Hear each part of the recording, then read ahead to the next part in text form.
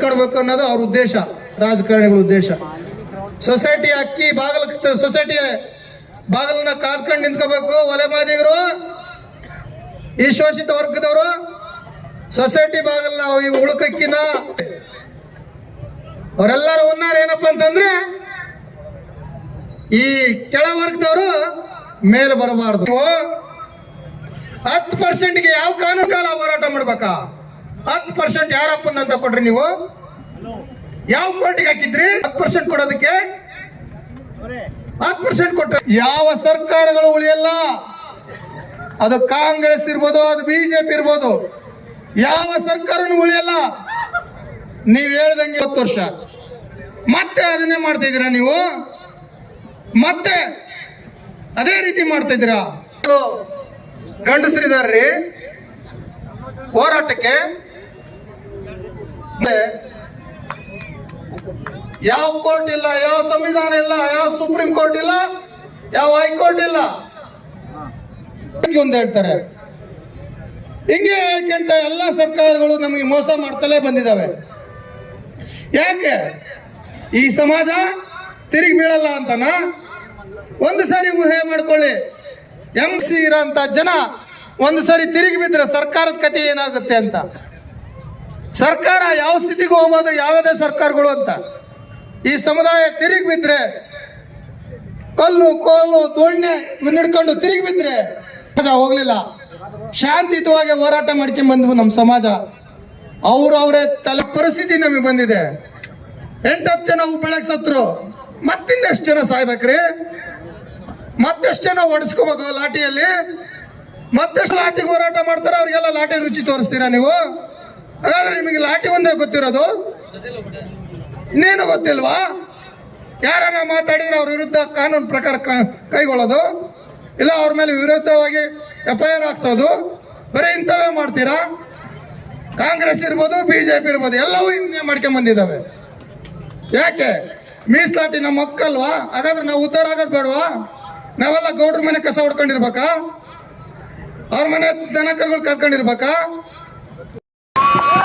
ಹಾಗಾಗಿ ನಾನು ಕೂಡ ನೇರವಾಗಿ ಕೆಲವು ವಿಚಾರಗಳನ್ನ ತಮಗೆ ಪ್ರಸ್ತಾಪ ಮಾಡ್ತಕ್ಕಂಥ ಪ್ರಯತ್ನ ಮಾಡ್ತೇನೆ. ಯಾರು ಕೂಡ ಅನ್ಯತಾ ಭಾವಿಸಬಾರ್ದು.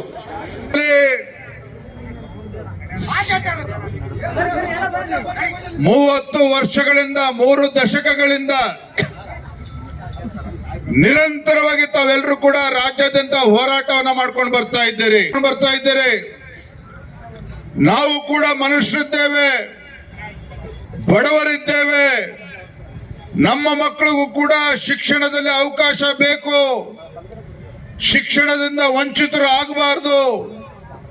ನಾವು ಕೂಡ ಚೆನ್ನಾಗಿ ಓದಿ ನಮ್ಮ ಮಕ್ಕಳನ್ನು ಸಹ ಎತ್ತರಕ್ಕೆ ಬೆಳೆದು ಸಮಾಜದಲ್ಲಿ ಇತರ ಸಮಾಜಗಳಂತೆ ನಾವು ಕೂಡ ಗೌರವದಿಂದ ಬಾಳಿ ಬದುಕಬೇಕು.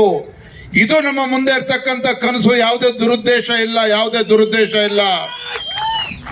ನಾವು ಈ ಸಮಾಜದಲ್ಲಿ ಹುಟ್ಟಿರ್ತಕ್ಕಂಥದ್ದೇ ತಪ್ಪ, ನಾವು ಈ ಸಮುದಾಯದಲ್ಲಿ ಹುಟ್ಟಿರ್ತಕ್ಕಂಥದ್ದು ತಪ್ಪು ಅಂತಕ್ಕಂಥ ಭಾವನೆಯಲ್ಲಿ ಕೆಲವರಿದ್ದಾರೆ. 3 ದಶಕಗಳಿಂದ ನಿರಂತರವಾಗಿ ಹೋರಾಟ ಮಾಡ್ಕೊಂಡು ಬಂದರೂ ಸಹ ಇವತ್ತು ಏನು ಸದಾಶಿವ ಆಯೋಗ ರಚನೆ ಆಯಿತು. ಸದಾಶಿವ ಆಯೋಗ ರಚನೆ ಆದರೂ ಸಹ ಆ ಆಯೋಗಕ್ಕೆ ನ್ಯಾಯಬದ್ಧವಾಗಿ ಕಾರ್ಯನಿರ್ವಹಿಸೋದಕ್ಕೆ ಅಂದಿನ ರಾಜ್ಯ ಸರ್ಕಾರ ಯಾವುದೇ ಸವಲತ್ತುಗಳನ್ನು ಕೂಡ ಕೊಡಲಿಲ್ಲ. ಕೋರ್ಟ್ ಸ್ಪಷ್ಟವಾಗಿ ತೀರ್ಪನ್ನ ಕೊಟ್ಟಿದೆ. ಡಿಸೆಂಬರ್ 1ನೇ ತಾರೀಕು, ಆಗಸ್ಟ್ 1ನೇ ತಾರೀಕು ಸುಪ್ರೀಂ ಕೋರ್ಟ್ ಇವತ್ತು ಸ್ಪಷ್ಟವಾಗಿ ತೀರ್ಪನ್ನ ಕೊಟ್ಟಿದೆ. ಏನು ಉಲ್ಲೇಖ ಮಾಡಿದ್ದಾರೆ ಸುಪ್ರೀಂ ಕೋರ್ಟ್ ತೀರ್ಪಿನಲ್ಲಿ? ಇವತ್ತು ಒಳ ಮೀಸಲಾತಿ ತೀರ್ಮಾನ ಏನ್ ಮಾಡಬೇಕಾಗಿದೆ, ಆ ರಾಜ್ಯ ಸರ್ಕಾರಗಳು ತೀರ್ಮಾನ ಮಾಡಬಹುದು. ನ್ಯಾಯ ಕೊಡ್ತಕ್ಕಂಥ ಕೆಲಸ ಆ ರಾಜ್ಯ ಸರ್ಕಾರಗಳು ಮಾಡಬೇಕು ಅಂತ ಹೇಳಿ ಸುಪ್ರೀಂ ಕೋರ್ಟ್ ಇವತ್ತು ಆಗಸ್ಟ್ 1ರ ತೀರ್ಪಿನಲ್ಲಿ ಇವತ್ತು ಸ್ಪಷ್ಟವಾಗಿ ಉಲ್ಲೇಖ ಮಾಡಿದೆ. ಆದ್ರೂ ಕೂಡ ಇವತ್ತು ರಾಜ್ಯ ಸರ್ಕಾರ ಮೀನಮೇಷ ಮಾಡ್ತಾ ಇದ್ದಾರೆ. ನಾಗಮೋಹನ್ ದಾಸ್ ಕಮಿಟಿಯನ್ನ ರಚನೆ ಮಾಡಿ 50 ದಿನಗಳು ಆದ್ರೂ ಸಹ ಅವ್ರಿಗೊಂದು ಕಚೇರಿನೂ ಕೊಟ್ಟಿಲ್ಲ, ಒಂದು ಬೆಂಚು ಕೊಟ್ಟಿಲ್ಲ, ಅವ್ರಿಗೆ ಏನೇ ವ್ಯವಸ್ಥೆಗಳು ಕೂಡ ಮಾಡಿಕೊಟ್ಟಿಲ್ಲ. ಇದ್ರ ಅರ್ಥ ಈ ರಾಜ್ಯ ಸರ್ಕಾರಕ್ಕೆ ಏನು ತಮ್ಮ ಬೇಡಿಕೆ ಇದೆ ಇವತ್ತು ಅದಕ್ಕೆ ನ್ಯಾಯ ಒದಗಿಸ್ಕೊಡ್ಬೇಕು ಅಂತಕ್ಕಂಥ ಒಂದು ಮನಸ್ಥಿತಿ ಇದೆಯಾ ಇಲ್ವಾ ಅಂತಕ್ಕಂಥ ಪ್ರಶ್ನೆ ಇವತ್ತು ರಾಜ್ಯದಲ್ಲಿ ಪ್ರತಿಯೊಬ್ಬರು ಕೂಡ ಮಾಡ್ತಾ ಇರ್ತಕ್ಕಂಥದ್ದು ಸತ್ಯ.